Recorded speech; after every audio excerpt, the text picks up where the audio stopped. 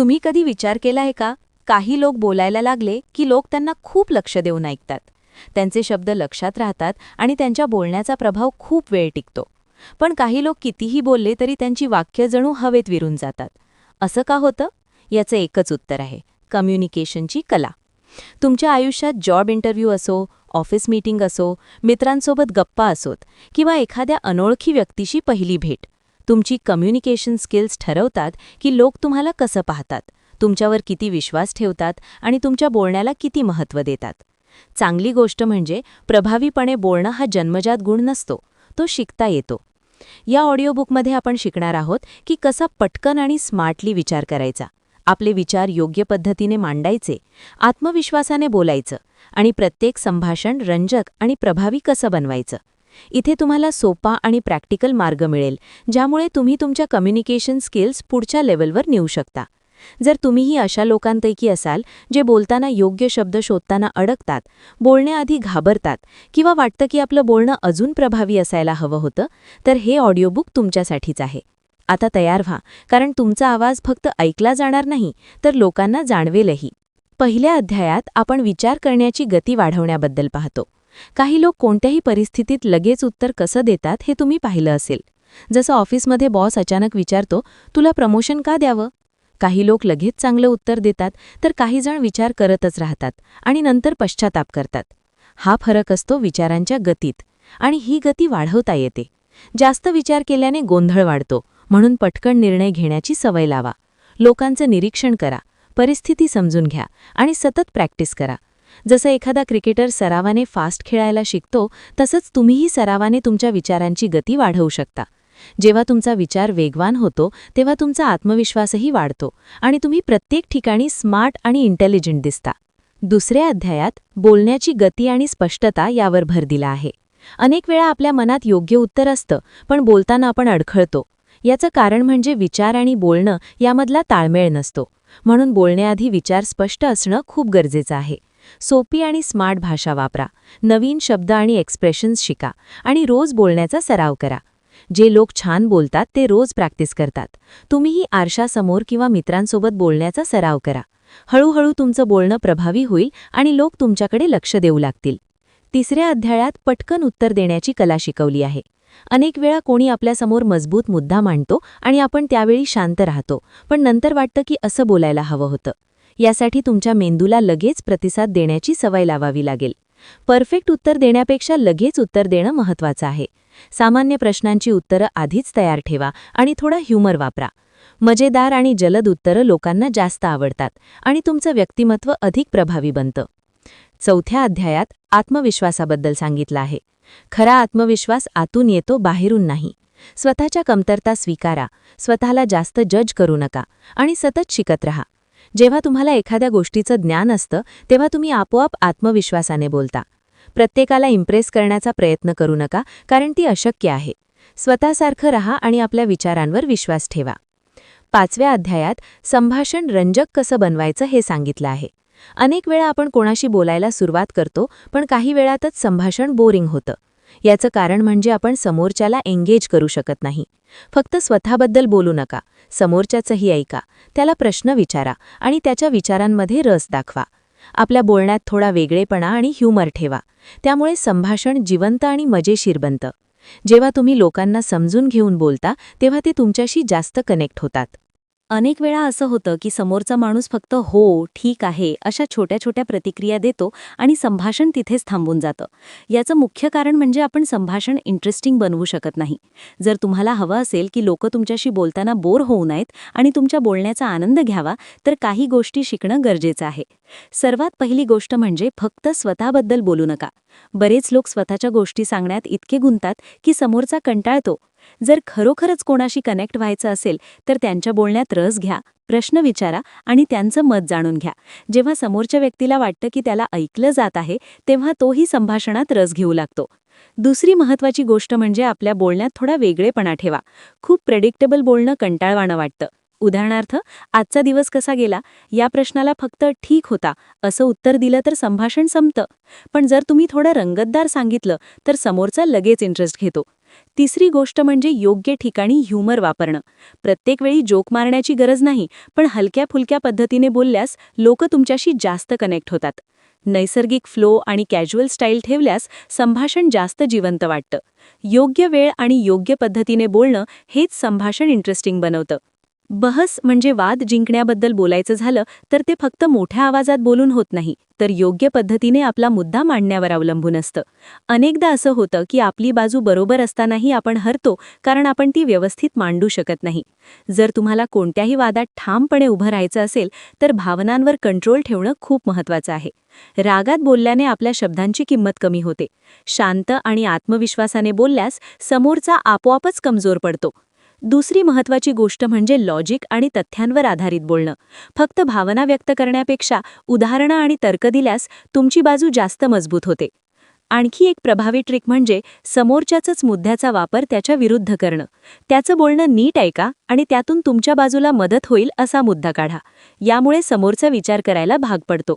वाद जिंकण्याचा खरा अर्थ समोरच्याला गप्प बसवणं नसून त्याला तुमचा मुद्दा समजून घ्यायला भाग पाडणं हा आहे. पुढे येतं ते म्हणजे भीतीवर नियंत्रण ठेवणं. अनेक वेळा लोकांसमोर बोलण्याआधी हृदयाची धडधड वाढते, आवाज थरथरतो आणि चूक होईल या भीतीने आपण घाबरतो. पण ही भीती प्रत्येकालाच वाटते. फरक इतकाच की काही लोक ती हाताळायला शिकतात. भीती नेहमी त्या गोष्टीची वाटते ज्याचा आपल्याला अनुभव कमी असतो. जसे पोहता येत नसेल तर पाण्यात उतरताना भीती वाटते, पण सराव केल्यावर ती कमी होते. बोलण्याबाबतही तसंच आहे. जितका जास्त सराव कराल तितकी भीती कमी होईल. खरं तर भीती दूर करण्याचा कोणताही जादूचा उपाय नाही, ती फक्त समोर जाऊनच कमी होते. लोक आपल्याला जज करतील ही भीतीही बहुतेक वेळा चुकीची असते, कारण लोक स्वतःच्या आयुष्यात इतके व्यस्त असतात की आपल्या छोट्या चुका ती लक्षातही ठेवत नाहीत. त्यामुळे आत्मविश्वासाने बोला, जरी थोड्या चुका झाल्या तरी चालतील. लोक तुमच्या शब्दांपेक्षा तुमच्या आत्मविश्वास आणि एनर्जीला जास्त महत्त्व देतात. सही शब्दांची निवड ही देखील खूप महत्त्वाची असते. काही लोकांचं बोलणं थेट मनाला भिडतं, कारण ते योग्य शब्द वापरतात. खूप मोठे किंवा अवघड शब्द वापरण्यापेक्षा साधी आणि स्पष्ट भाषा वापरणं जास्त प्रभावी असतं. लोकांना तेच समजतं आणि आवडतं जे सोपं आणि कनेक्ट होणारं असतं. त्यामुळे बोलताना नेहमी लक्षात ठेवा की तुमचं बोलणं समजायला सोपं असावं. चांगले वक्ते कसे बोलतात, त्यांची शैली, त्यांचा टोन हे ऑब्झर्व्ह करा. हळूहळू ही सवय तुमच्या व्यक्तिमत्वाचा भाग बनेल. योग्य शब्दांची निवड तुमच्या बोलण्याला प्रभावी बनवते आणि लोकांच्या मनात तुमची वेगळी छाप निर्माण करते. कधीकधी आयुष्यात अचानक अशा परिस्थिती येतात जिथे आपल्याला लगेच बोलावं लागतं आणि आपण गोंधळून जातो. अशा वेळी स्वतःला शांत ठेवणं खूप गरजेचं असतं. घाबरल्याने काहीच फायदा होत नाही, उलट विचार करण्याची क्षमता कमी होते. त्यामुळे अशा वेळी एक खोल श्वास घ्या आणि स्वतःला शांत करा. तुमची उत्तरं छोटे छोटे भाग करून द्या. आधी एक साधा मुद्दा सांगा आणि मग हळूहळू त्याचा विस्तार करा.